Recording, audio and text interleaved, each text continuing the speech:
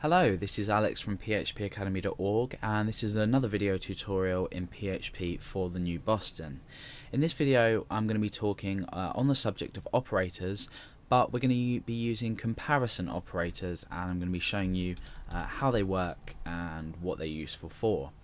Now let's go back to our previous examples of having variables.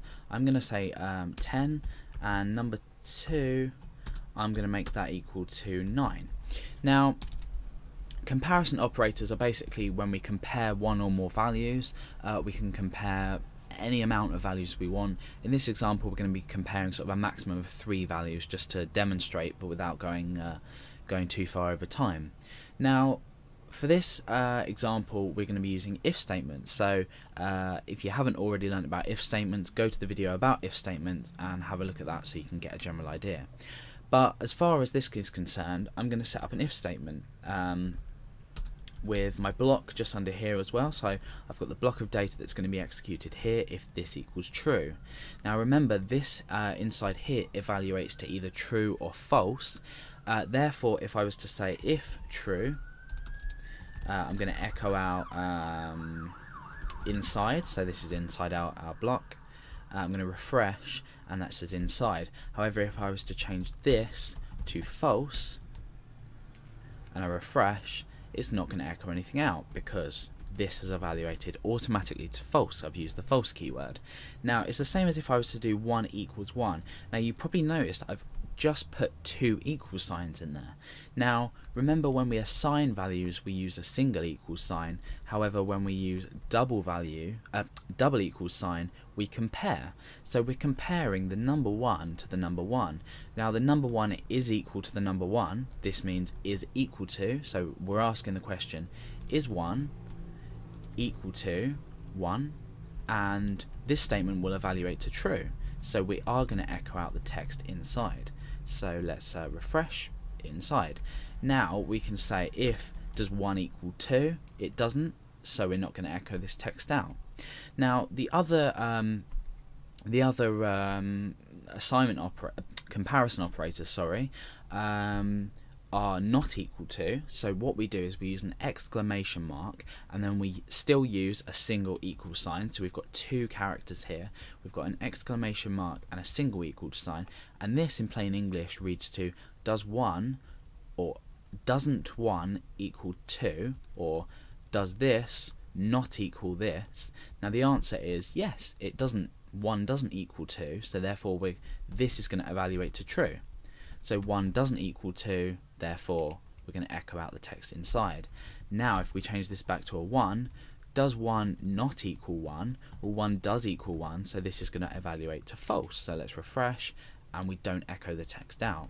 So now what we can do is start working with things like greater than and greater than or equal to, or less than or equal to. So for example, just to let you know beforehand, this can also be written like this. So we've got sort of conflicting less than and greater than signs. So 1 is equal to 1, so we're not displaying anything. However, if we change this back to 2 as I've shown in the previous example, it's still working. So it can be this or this, it's entirely up to you. I always prefer this. I just think it's a lot easier to read and process in your mind, because we tend to think of this as sort of maybe perhaps a negative thing, like we're exclaiming something, so it doesn't equal to, it's just a lot easier to read. So let's go on to incorporating our variables up here that I've assigned earlier into this if statement. Now I want to say is number 1 greater than number 2? So in here I'm going to change this text, so I'm going to say either yes or no. So yes is going to be our text, we're echoing out, otherwise echo no. So we're using an if-else statement now. So if number 1 is greater than number 2, we say yes, otherwise we say no. So obviously in this case number 1 is equal to 10 and number 2 is equal to 9, so number 1 is bigger than number 2, so, or greater than in real terms. So we're echoing out the text yes. Now if I was to change this to smaller than, so is or less than, is number 1 less than number 2? it's not. So this statement here is going to evaluate to false, and we say no, it's not. So that's the text we echo out to the screen. Now what we can also do is we can say is number 1 greater than or equal to. Now if we just left this as greater than and we had 10 and 10, 10 isn't greater than 10, it's equal to 10. So this is still going to evaluate as false. So we're reading, is 10 greater than 10? And the answer is, of course, no. It stays as no. However, if we incorporate an equal sign in, remember when we did the not equals, we're incorporating the equal sign. This now reads, is number 10 greater than or equal to number 2? And in fact this statement is going to evaluate to true because 10 isn't greater than but it is equal to. So we get the text yes echoed, and we can do exactly the same with less than or equal to. We're still going to be receiving the value yes because it is still equal to. As well, if we were to put this as 2, this is now smaller than. It's not equal to, but it is smaller than, so when we do refresh we still get the value yes echoed out. Okay, so now these are the comparison operators. We're comparing two different numbers or two different variables.